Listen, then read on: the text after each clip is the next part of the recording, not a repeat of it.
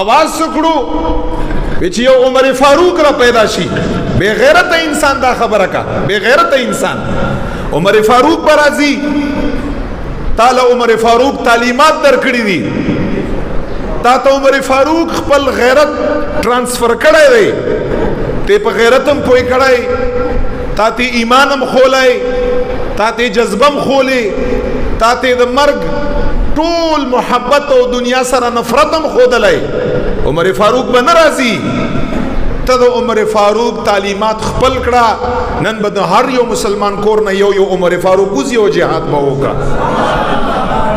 عمر فاروق راشي طالب عمر فاروق رضی رضی الله عنه دا زمونږ د بے غیرتۍ ټولو نه اوله خبره دا ده بے غیرتۍ یو مونږ په خپله باندې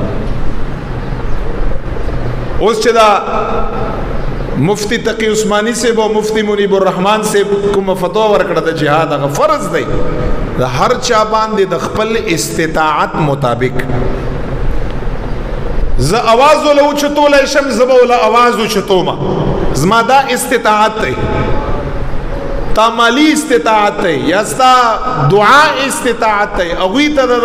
د خیری استطاعت دی او چې د چا د تګ استطاعت او تلای شي په هغه باندې تګ لازم دی بیا دا خو زمونږ استاد ته پته ده چې مونږ تاسو څومره تلای شو او څنګه تلای شو کم از کم چې دا غیر د پاره आवाज اوچت شي چې په ورځ د قیامت باندې د اغوی لاسونه او د زما او د ستا ګریبان وي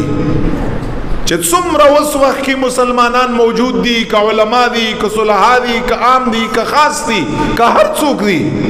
په ورځ د قیامت باندې به د دغې فلسطین مسلمانانو لاسونه او د زموږ ګریبانې